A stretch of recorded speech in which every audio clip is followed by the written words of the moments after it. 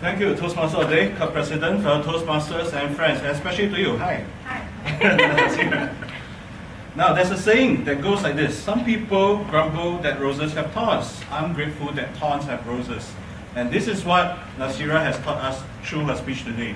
You will notice that she talked about how, from the very beginning, she felt that Singapore was pretty oppressive in a way, that she has to get out.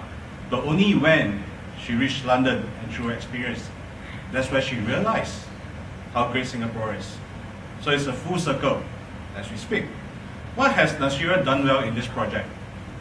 Now, this project itself, aside from the body language, we're also looking at the speech message as well as the organization. Now, your message was clear. Right from the onset, you gave us a very strong, specific purpose that you share with us how grateful you are that you are settled here in Singapore. How grateful you are that Singapore has that legislation that protects against racism. That was a message that was clear to the audience, without a shadow of a doubt. That was good. From your organization point, it was excellent. Why? Because you have what we call stages. You lead us from journey, from Singapore, all the way to London, all the way to the theatre, through the experience, and then finally back to Singapore. This is your travel guide, and you take the audience with you through that. I find that absolutely brilliant.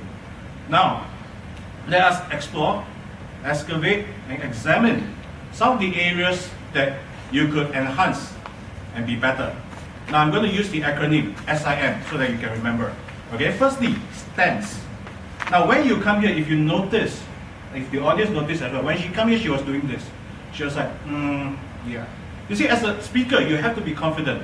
You have to show open gesture, which is when you're here, give it your all. And say, how many of you like traveling? I love traveling. You know why? Because I can get out of Singapore. Yeah. However, I experienced something that was different. You see, when you use body language like that, automatically the audience are swamped. And they are zoned in to what you're trying to say. And they will follow you very closely. Right? So stance is very important. From the moment you walk towards here, after you shake your hand, the stance has to appear confident because it establishes you as a credible speaker. Importance of a message. Right? Emphasis.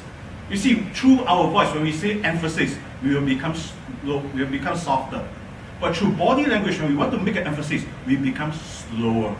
For example, when you see the Caucasian coming, you can say, I was walking when the Caucasian started to come. You see, my body slowed down.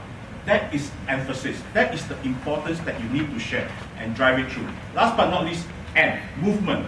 Take us through what we call the staging technique. From here, where you make your first point, to here, when you reach London, when you reach the theatre, when you reach the third point at the foster home, and kindly come back to Singapore.